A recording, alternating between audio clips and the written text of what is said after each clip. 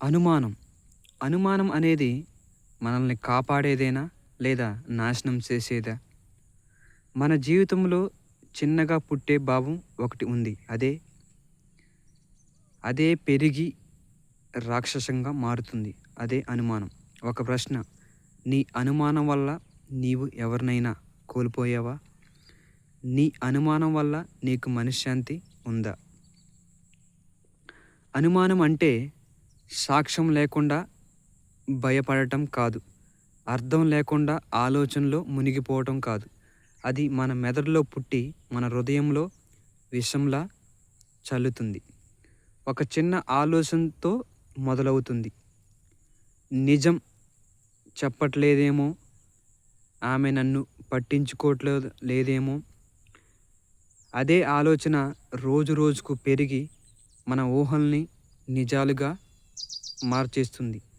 అనుమానం అనేది ఎందుకు పుడుతుంది? అనుమానం పుట్టడానికి కొన్ని కారణాలు ఉంటాయి. భయం. ఎవరినైనా నువ్వు కోల్పోతాననే భయంతో. ఆత్మవిశ్వాసం లోపం. నేను సరిపోను అనే భావన. గత అనుభవాలు. ఒకసారి మోసపోయిన మనసు మళ్ళీ నమ్మటానికి భయపడుతుంది. అధిక ఆలోచన. నిజం కంటే ఊహలకే ఎక్కువగా విలువ ఇవ్వటం.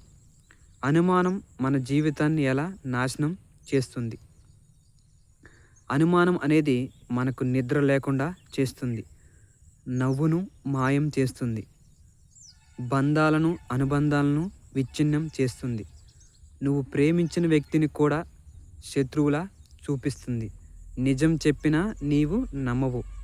నిశ్శబ్దంగా ఉన్నా అనుమానిస్తావు. చివరికి ఏమవుతుందో తెలుసా? నువ్వు ఒంటరిగా మిగిలిపోతావు. నీ మనసే నిన్ను శిక్షిస్తుంది. అనుమానం అవసరమా? అనుమానం పూర్తిగా అసలు తప్పు కాదు. మనల్ని మోసాల నుండి కాపాడుతుంది.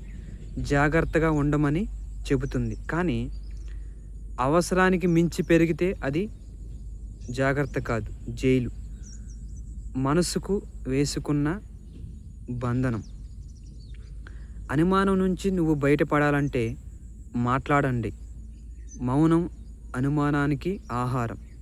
సాక్ష్యం చూపండి, ఊహ కాదు, నిజం చూడండి. మీ విలువను గుర్తించండి.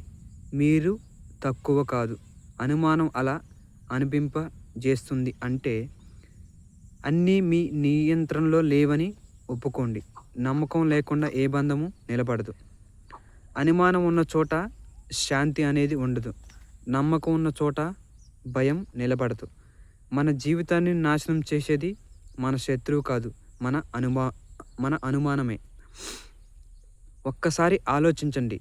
నిజంగా తప్పు చేసినవాడు భయపడతాడా, లేక అనుమానంతో జీవిస్తున్న మనిషే భయపడతాడా?